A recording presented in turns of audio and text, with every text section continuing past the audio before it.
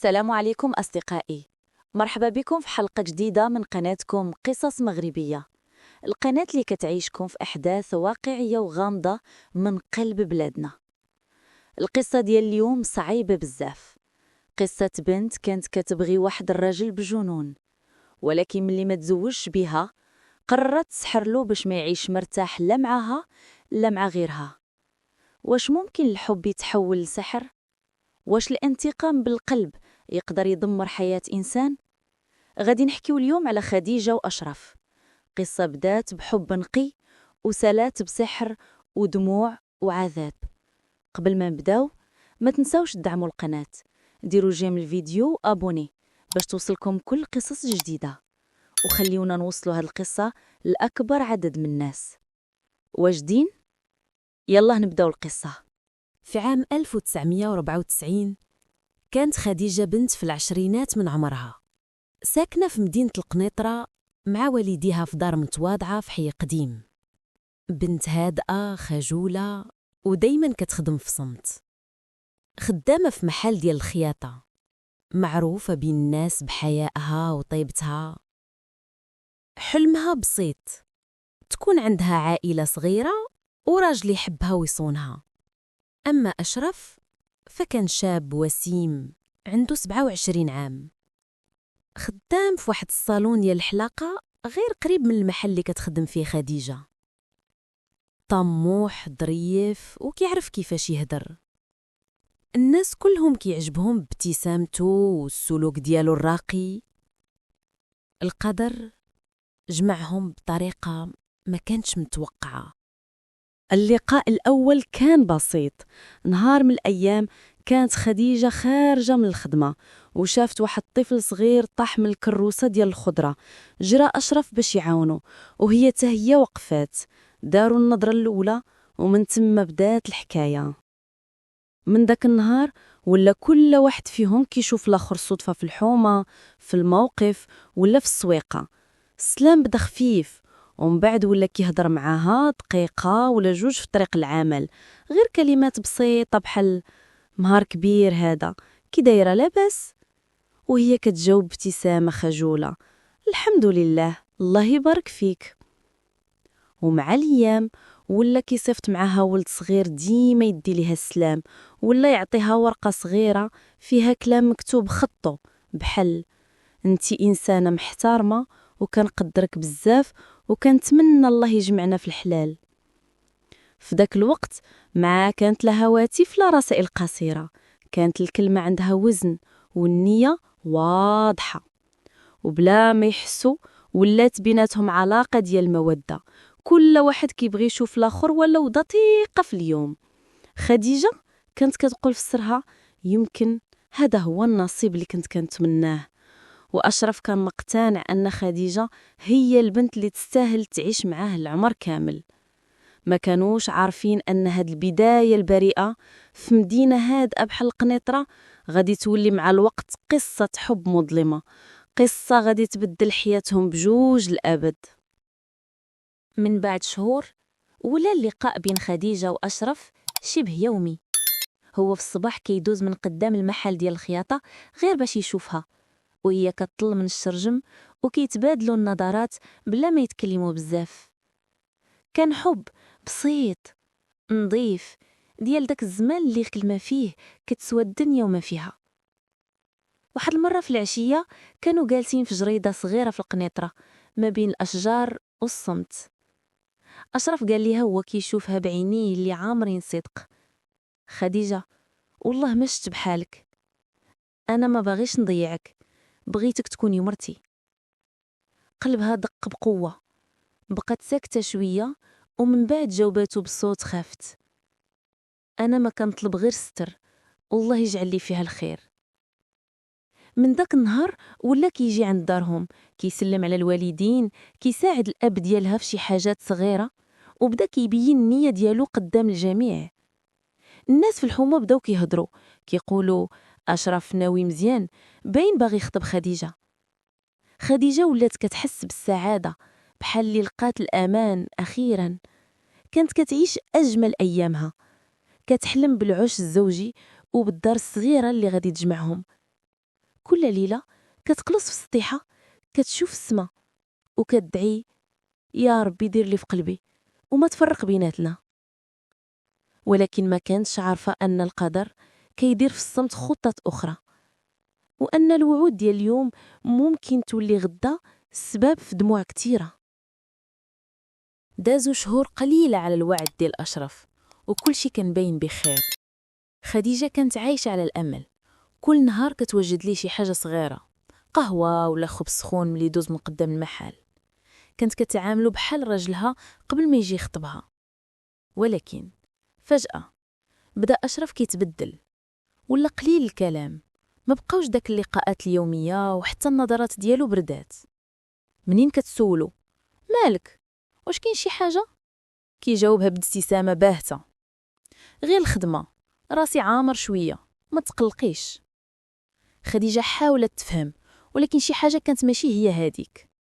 واحد النهار شافته في الزنقة كيهضر مع بنت، ضحك معها بطريقة ما عمرها شافتها فيه. داك المشهد خلى قلبها يتحطم، ولكن كتمات الآلام وقالت مع راسها: يمكن غير بنت من الكليان، ما نضخمش الأمور.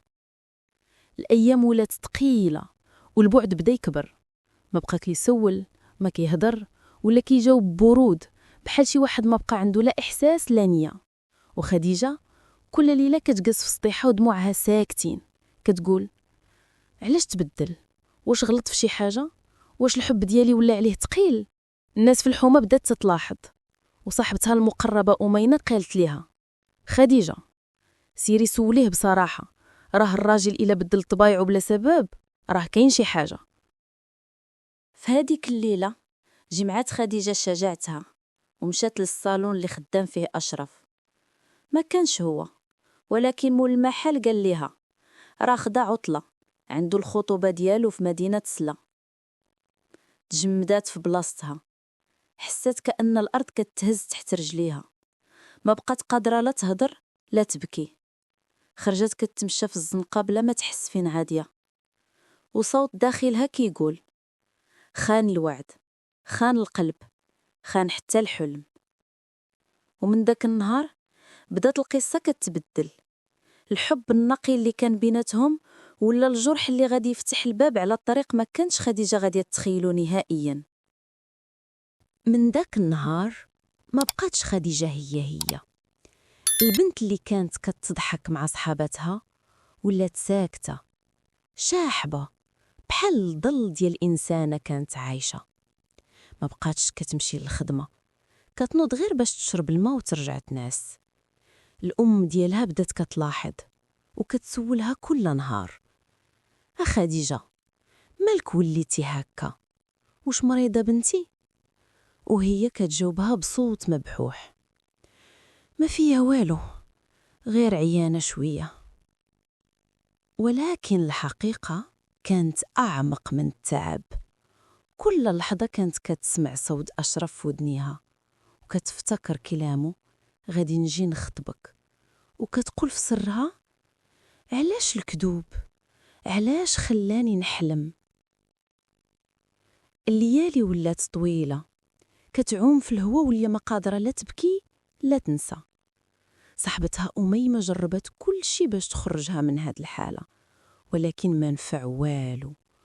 ونهار من الأيام خديجة خرجات تمشات بوحدها حتى وصلت لبلاصة بعيدة، الغابة الصغيرة اللي ورا الحي.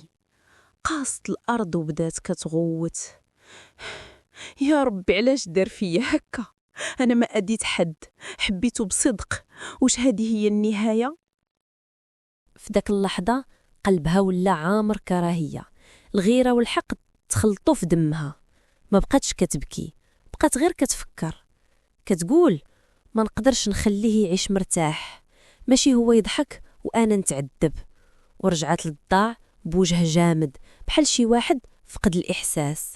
وفي العشية وهي جالسة مع صاحبتها قالت ليها بصوت خافت: كاينين الناس كيعرفوا كيفاش يردوا الحق بطرقهم الخاصة، كيعرفوا كيفاش يخليو اللي ظلمك يخلص. أميمة تخوفات وقالت ليها: خديجة بلا ما تدخلي في هاد الطريق، راه ما فيها خير. لكن خديجة ما كانتش كتسمع. داك الليلة وهي جالسة غير في الظلام شعلت شمعة صغيرة وكتشوف في عافيتها كأنه وجه أشرف. قالت منين الحب منفع غادي نخليه يحس باللي أنا حسيت. وكان هاد القرار أول خطوة في طريق ما كيرجعوش منه بزاف. ليل طويل داز على خديجة بلا نعاس، كتقلب في فراشها وصوت أشرف ما كيسكتش في ودنيها. كل كلمة كان قالها ليها، كل وعد، كل لحظة بيناتهم ولات كدور في بالها بحال شي شريط ما كيساليش. وفي الصباح وهي شحبة وعيونها حمرين خرجت من الدار بلا ما تقول فين غادية. كانت كتمشي في زنقة خاوية حتى وقفت قدام باب قديم فوقو مكتوب بخط باهت: لالا الغالية، علاج وفتح النصيب.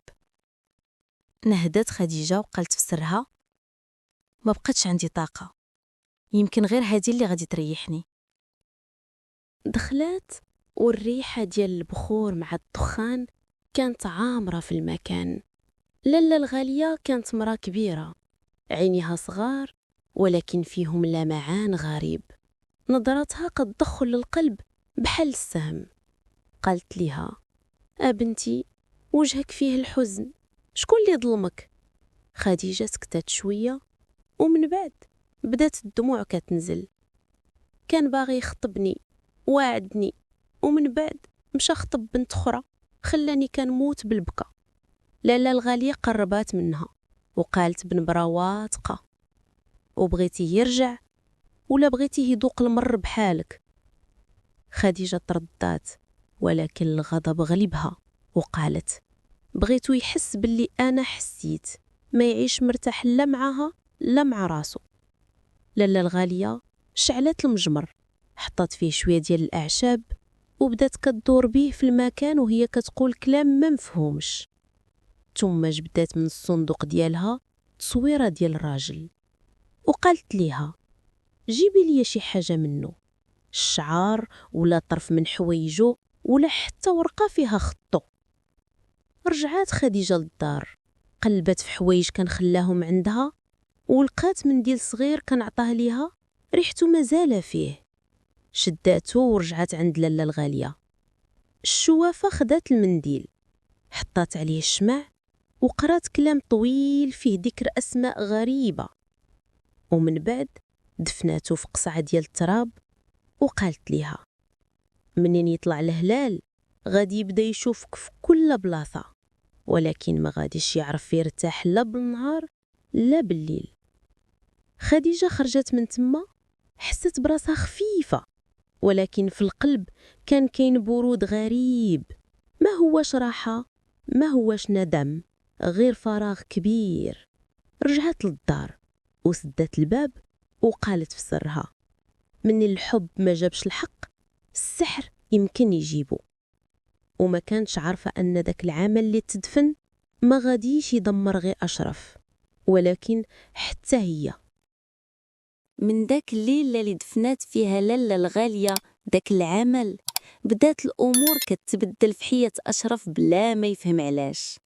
في الأيام الأولى ولا كينوض مفزوع في النص ديال الليل، عرقان كيدور بعينيه في كل جهة، كيشوف خيالات كتحرك في زاوية الغرفة. مرة كيشوف وجه خديجة في المراية كتبتسم ليه ابتسامة باردة، ومرة كيسمع صوتها كتقول: أشرف، واش نسيتي وعدتيني بالزواج؟ كان كيتلف كيمشي يشعل الضو ما كيلقى والو، يقول في بالو يمكن غير تعب، يمكن غير أحلام، ولكن الأحلام ولات كوابيس حقيقية. في الخدمة ولا كينسى الزبناء، كيتعصب بلا سبب وكيقول للناس كلمات ما مفهوماش. مول الصالون بدا يشك فيه وقال ليه: أشرف، خصك ترتاح شوية، راك تبدلتي بزاف. ولكن الراحة ما كانتش كتجي. كل ما كيغلق عينيه كيشوف خديجة قدامه لابسة نفس الحوايج اللي شافها بهم آخر مرة، وكتقرب منه شوية بشوية وكتقول: ماشي بالسهل تنساني. بدات حالته كتدهور، ما بقى كياكل، ما كينعس، كيتكلم بوحدو وكيغوت بالليل. الناس ولاو كيهضروا عليه كيقولوا: أشرف مسكون. العائلة ديالو ما بقاتش فاهمة شنو واقع. الأم ديالو كل ليلة كتسمع صوتو في الكوزينة كيهضر بوحدو: خرجي مني، ما بقيتش باغيك، خليني في حالي. وكان الصوت اللي كيحس بيه هو نفس الصوت ديال خديجة، كتناديه، كتغويه، وكتضحك بحال شي همس خارج من العالم الآخر. في واحد النهار طاح مغمى عليه في وسط الزنقة. جروه الناس للدار، جابوا فقيه باش يقرا عليه. الفقيه بدا كيقرا القرآن، وفجأة أشرف بدا كيتلوه وكيغوت بصوت ماشي صوته، كيقول: ما تخلونيش نرتاح، خديجة هنا. الفقيه سكت وشاف الأم وقال ليها بهدوء: ولدك ممسكونش، ولدك مسحور.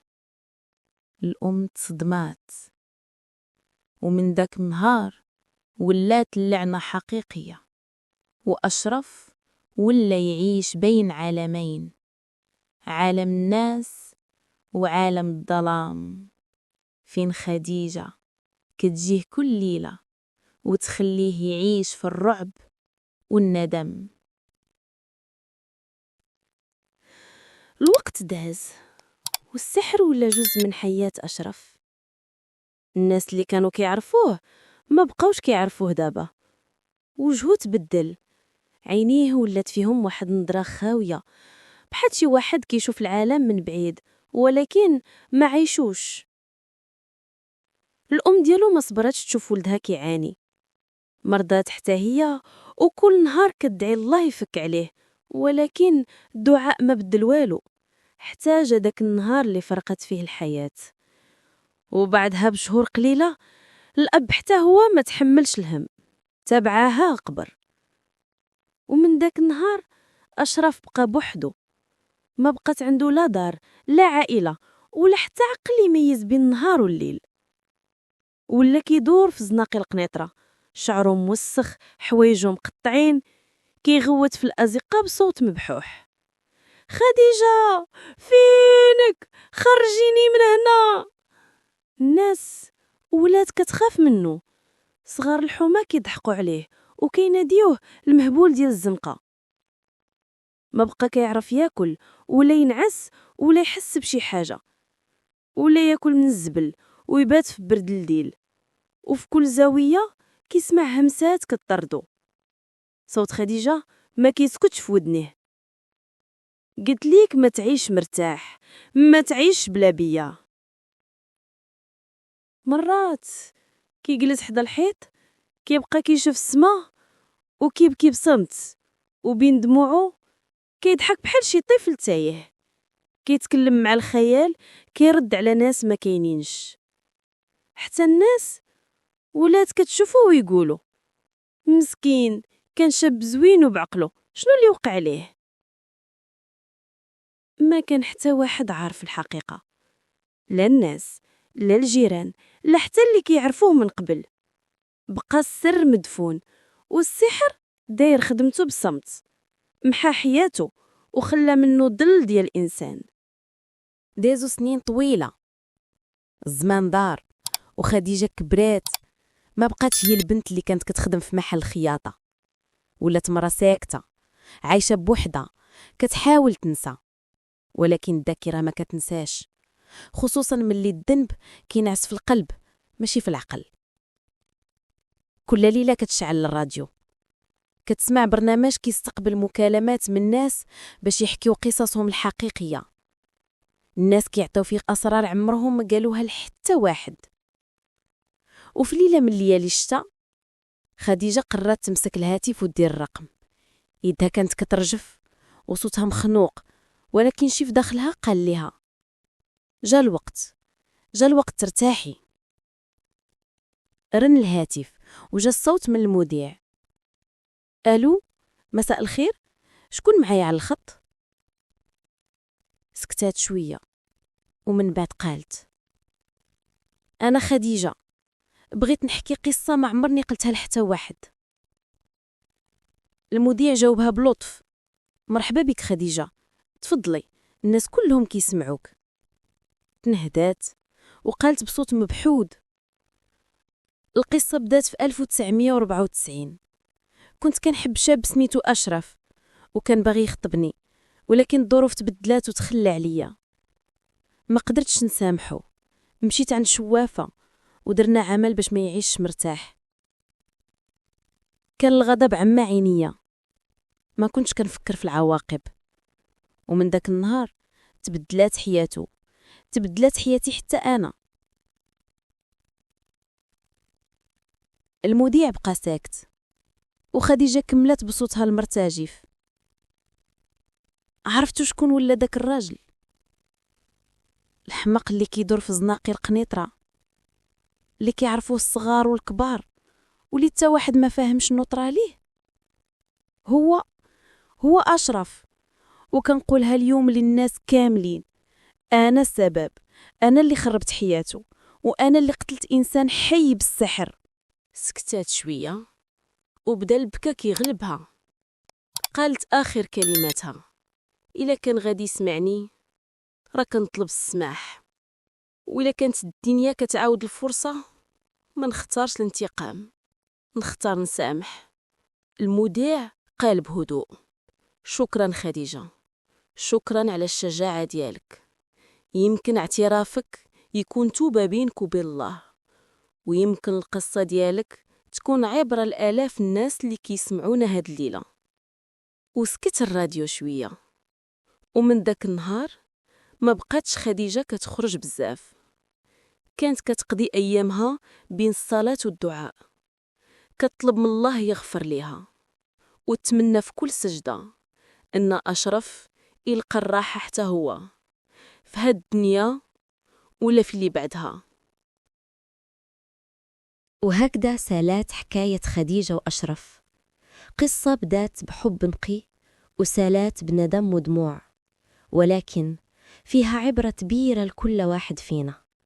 الانتقام ما يعالجش الجرح، والسحر ما يرجعش القلب. غير الله هو اللي كيعرف كيف يداوي الهم ويبدل الحال.